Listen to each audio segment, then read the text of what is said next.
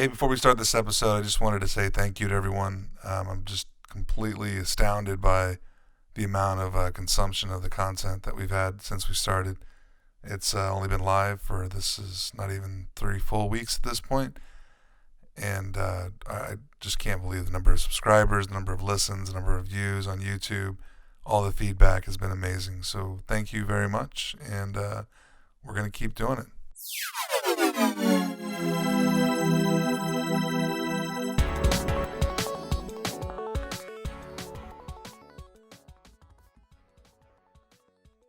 In this episode, we talked to Will Walker from LAZ on managing the City of Long Beach's off-street parking asset. We go through his backstory and talk about the effects of technology on parking. Hope you enjoy.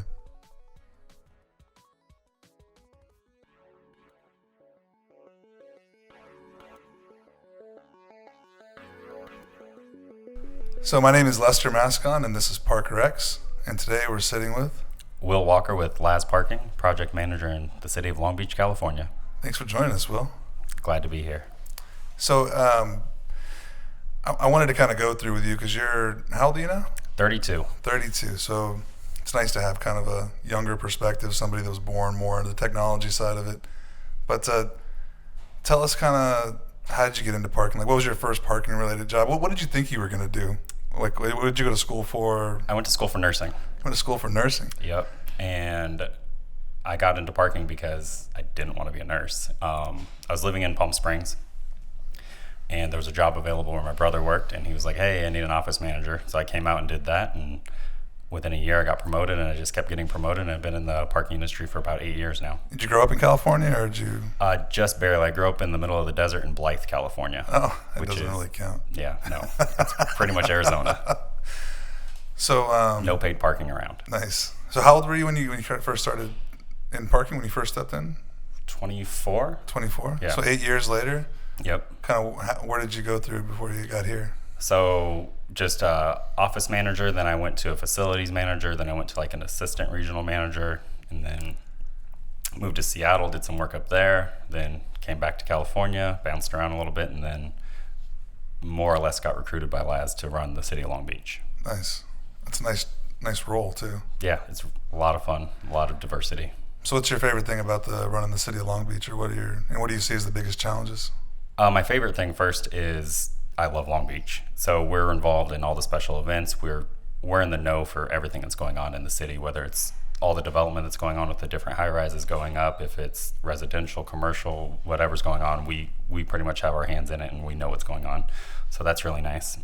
Some of the biggest challenges working with any municipality, I think, is navigating the political side of everything. Different stakeholders have different needs, and some can be met, some can't, and just how you navigate that is the most difficult. Probably can't move as quickly as you'd like to on everything.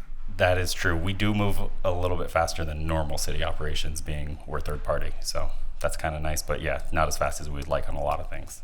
So what are from a just challenges side, like, so just go back to like technology side of it, like what are some of the things that you're facing in Long Beach? So we took over this contract about a year ago. Okay. Maybe almost a year and a month. But you were familiar with Long Beach before that. Yes.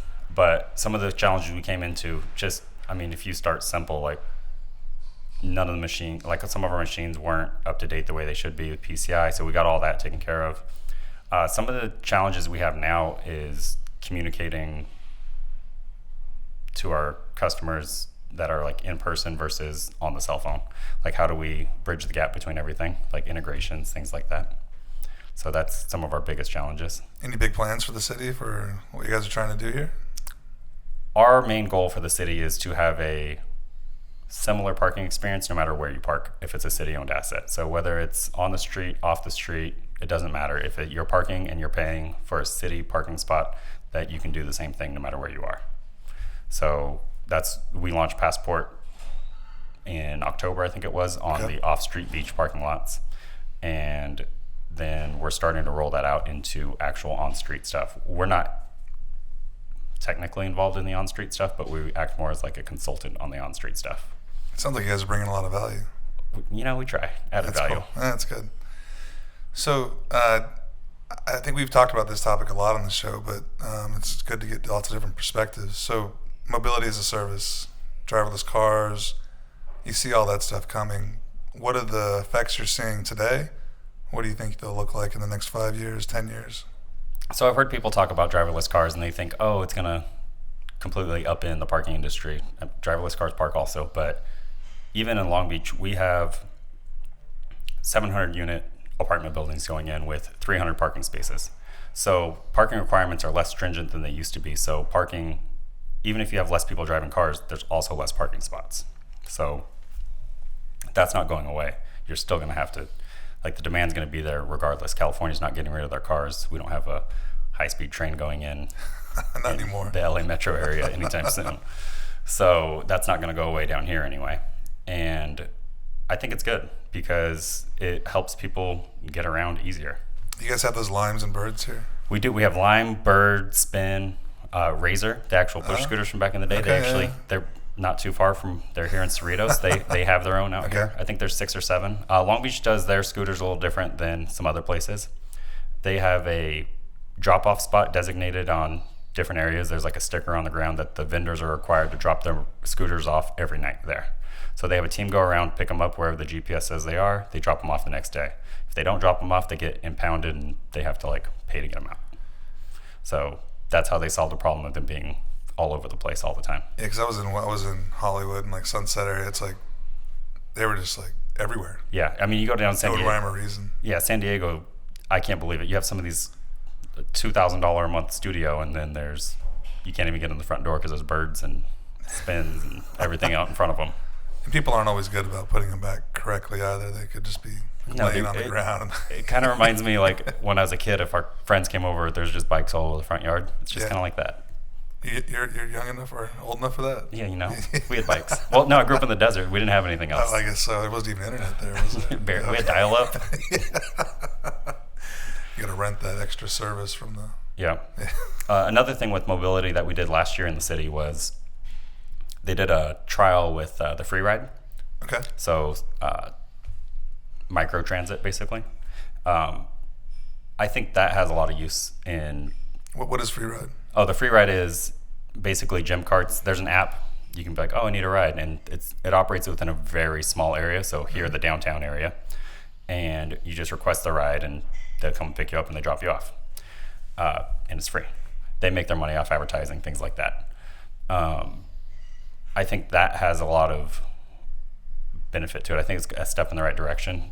There's another company I've seen called Ride Gotcha or Gotcha Ride. I'm not sure which direction it goes. But they actually have one app that does shuttles, bikes, and scooters. So you can actually, if you have one app, you can do any of those 3 things. So when is the city going to incorporate some of this stuff into like a city service versus being this third-party services they're just trying to collect money from? I don't think they would ever do that. You don't think so? Yeah, no. I think the infrastructure it would take, and it would take away from like Long Beach Transit, for example. Like we have a bus company. That's what they do. They service not just this area, but they can go to the next city over. They can do bigger things than something like, because microtransit, it's directed towards people who are like working in the downtown area and stuff like that, not people who need to get around like an entire city. So it's more convenience based. Does Long Beach charge like Uber and Lyft to drop off in the city? If they do, I don't think so. That's what's starting now, right? Yeah. So like LAX, it's now $6 or something like that for Uber or Lyft to drop off there. Yeah. I think the scooter companies are probably charged some sort of fee or something like that. But I imagine the impound fee to get your scooters out generates some sort of profit. I think the state of Pennsylvania is working on something as well with Uber and with all those rideshare services where they just have a general fee for being able to do it. Then as a city, you can actually apply for like funds to come back to you based on the number of drop-offs that happened in your area. That's interesting. I'd be curious to see like the revenue earned on something like that versus the revenue earned on like a general taxi company. Like, is there a reason they're doing that, or is it just because? Well, there used to be RFPs for taxis. Now, when was the last time you saw one of those come out? I mean, it kind of ruined that whole market. Yeah. Yeah.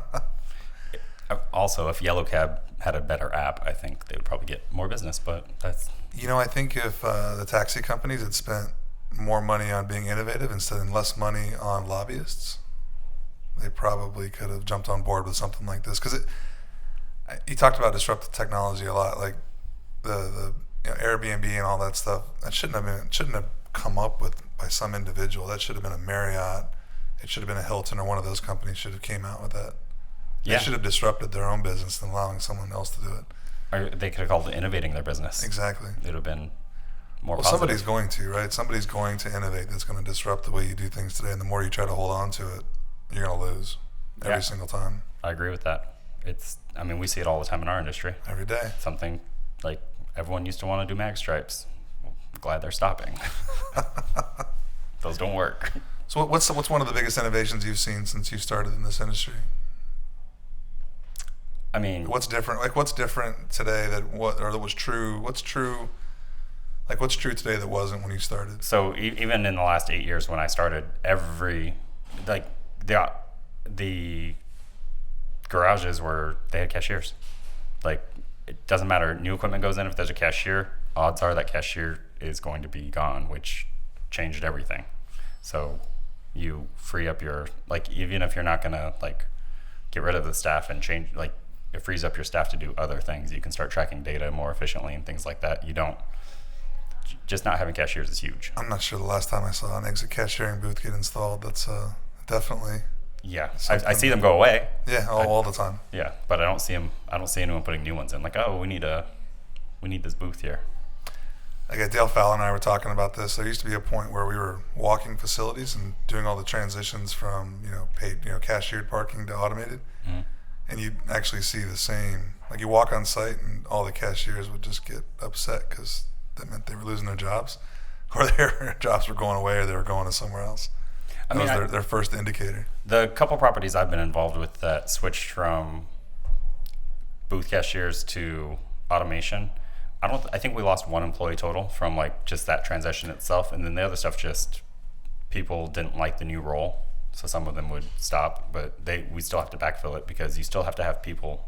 You still need people. They're just in different roles. What's the normal revenue uplift you see when you go from cashier to automated? I think it really depends on the type of property you're working with. Yeah, okay. Like if you're in a mixed use property where there's a lot of... What's the biggest uplift you've seen?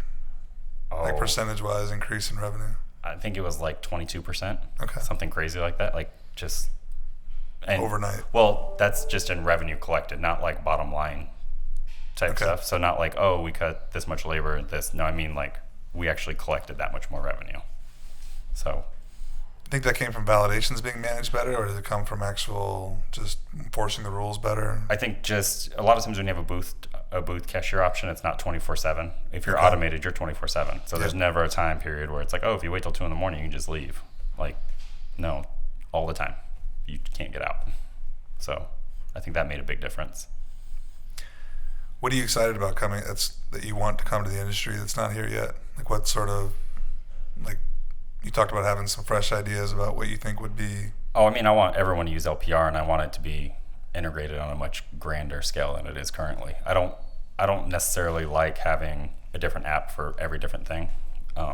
We talked about it a little bit offline, where if someone like Google or Apple got into it and you can integrate your Apple Wallet or Google Wallet with your license plate, and the parking facility you're going into had LPR, you drive in, it knows that you go in, you go to your establishment, you get a validation, you just tap your phone on their validation unit or whatever it is. When you get to the exit, it charges your phone. You don't have to do anything. So it's as close as I think we can get to frictionless in the U.S. with having gates and our shortcomings with license plate regulation and things like that. You think that's going to cause a problem with all the license plate regulation? You think that's going to affect our industry on that? Because it's carefully regulated in Europe, and they still manage to do license plate there, and everyone's making noise here about not being able to do it. When you look at Europe, everyone has license plate front, back. Australia, front, back. That makes it a little easier too. Yeah, everyone has license plate. So if it was not one of those things that's I have to have a front license plate, but in California we really love our cars. I don't really have to. What? Well, I meant the privacy side of it. They're starting to make noise on the privacy side for capturing license plates and that sort of thing. No, I don't think that's going to be an issue, because as it stands right now, PD collects license plates all day, every day. There's tons of cameras around cities installed by police departments that capture license plates. Their cars have it on them. Like Every single one, though. yeah, and your license plate is publicly displayed everywhere you go. So It's not like your social security number. no. Like people make a big deal about their checking account numbers. If you've ever written a check, it's at the bottom. Your checking account number is on there. Yeah, no doubt. So I don't see that being an issue. I think it'll be fine. I mean, people will complain, but they're going to lose. And like we mentioned, even in California, you used to be able to have like a dealer plate on your car. Now you have a paper plate when you leave the dealership. There's no, I bought this at Christopher Reeves Toyota or something. I think now they're just like every other state, because there's no other state that does that, where you get to run around with no plate on your car for a period of time, I don't think. Oh, well then we're catching up. Yeah. We have the most cars here. So it's about time. That was always the challenging thing when we went into, like if you're working with a new company, it's like, well, like, 7-8% of the plates running around here, especially like in an area like Los Angeles, like 7-8% of the vehicles just aren't going to have a plate. I mean, how do you, it's kind of hard to have a good LPR operation. I heard a stat or something. There was like 250,000 new cars sold in Southern California every year or something like that. And That sounds like a really low number. I mean, yeah, I don't know. I wouldn't it's be gotta surprising. more, yeah. Like there's a lot of people and there's a lot of cars. Yeah, no doubt. So it's, but yeah, LPR, I think, like a lot of people are really into the Bluetooth idea and, oh, Bluetooth's going to open the gate. And I don't know. A lot of people keep Bluetooth turned off all the time. It kills their batteries. So Yeah, I'm not sure if I agree with the Bluetooth piece of it, and I do think there's a need though to have the car be able to negotiate directly with yeah, the parks equipment. So I think the car should be able to handle the transaction itself. yeah, That's like that'll be the next step to being have an autonomous vehicle that's be able to park itself. yeah. It's going to need to be able to negotiate the transaction on its own. And I don't know if that's Bluetooth or if that's just more passive. It just captures the plate or Yeah. something like that. Links it to its Android wallet, whatever. Yeah, whatever it is, right? Yeah.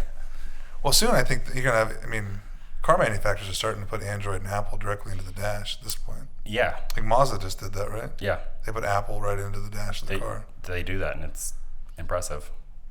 I'm not sure what the other one. I have a Toyota. I'm not sure. It's clearly their own When I got into, version. I had a rental Chevy the other day, and I have an Android phone, and it linked right. I was like, okay, that's different, and did a bunch of stuff, and I was like, that's cool. My phone displayed pretty much on the That's cool. panel. I think anything that can reduce the level of effort required on some of that stuff, people are going to gravitate to that every time. Yeah, and I mean it's just gonna get more polished and polished as time goes on too. So I just want my Alexa in my car too. Like I want to start in the morning with like that whatever it is, right? Your Google Home or whatever you're using. Like I want that to like flow into the car. It's the like, Chevy did that. Really? Like if I hit the speaker button on the steering wheel, I'd be like, okay, Google, and it would.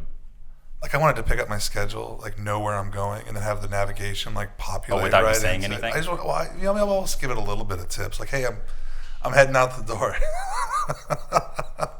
I'm going here today. Can you make sure I've got navigation set up so I can go there? That'd be nice. I need to find some cheap parking. I'm willing to walk like 300 feet, Yeah. 500 feet, whatever you choose, right? Yeah, that'd be nice. It would be nice. I want that. That's what I want. I want that seamless service to go from whatever voice service I'm using in my home, like all the same account, all the same connection. Yeah, Knows everything what I'm doing. that'd be. We're not quite there, I don't think yet, but I think where it's going though. yeah, it's not far. I think people worry about more like autonomous vehicle stuff, and I think it's going to be more stuff like that. I mean, It's more Yeah. likely to happen. I still like driving, Yeah, me too. so I'm not gonna stop liking it. I think it's going to be a little while yet before they can deal with like things like rain and snow. Yeah, Chicago doesn't seem like a very safe place to drive sometimes. I was in Idaho the other day. It was a blizzard. I was like, I was in New York. I mean, I don't know how a driverless car would navigate New York City driving. carefully. I think he would just know it was a driverless car and like, oh, I'm cutting that one off because that one's going to stop. He can't even flip me off. It's okay. Yeah. They'd have to have like a different algorithm, I think, for like different cities for like the behavior of the drivers. Like in Florida, you would run red lights. Yeah, I could see that. In California, you wouldn't ignore the speed limits on the freeway. You would just do like 90 everywhere. Yeah, if you could. Yeah, if you can. I mean, Any opportunity. the biggest parking lot's the 405, so Yeah, no doubt. it's That's awesome. it's really fun. So, any final thoughts before we kind of wrap it up? I mean, So how long have you been with LAZ now? Just over a year. So this project is what I was brought on for It the city. seems like an amazing company. I mean, all the people I interact with. The LAZ way is a real thing. Yeah? The culture. Tell us about it. When I used to work for AmeriPark. Sure. And for a long time, AmeriPark was a smaller, I wouldn't say mom and pop company, but like everyone knew who the owner was. We didn't have sister companies. There wasn't any of that. He's had a great reputation, though. Yeah, like it was all about the people and everything like that. And then we got bigger, we got bought, and then stuff changed a little bit. And when the opportunity with LAZ came up, I was pretty skeptical at first, and even after taking the job, I was skeptical. But after being here a year, it's great for the way they manage to stay as such a large company and still care about their employees and care about all the people that work for them. It's amazing. It's a very bottom up company. And so, cool. So, sounds like you're having a good time. I highly recommend it. That's cool. It's a great place to work. If you're in the operations side, it's got to be the best one. What about for LAZ's customers? Yeah, we take care of them. It's location by location, it's always a little bit different. People want free parking. You're probably not going to get it. So yeah, it's always the challenge, isn't it? I mean, our clients though, they love us. So, I mean, our relationship with the city is great. We get piled on more work, whether it's wayfinding. I think it's not just parking stuff. We're getting looped into like a lot of the alternative mobility things and things like that. We get looped into all of it because we're able to help. I think I've found that when a city or a customer or a client or whoever figures out that there's some smart people at a company, they start getting invited to things that may not necessarily match, but they just want them in the room to provide value. So that's good. I mean, we had Rio here earlier. Yeah. He's a jack of all trades. He does it all. Yeah, he's been around a little bit too. Yeah. That's good. Cool. Well, thank you. All right. Thank you. All right. Have fun. Bye.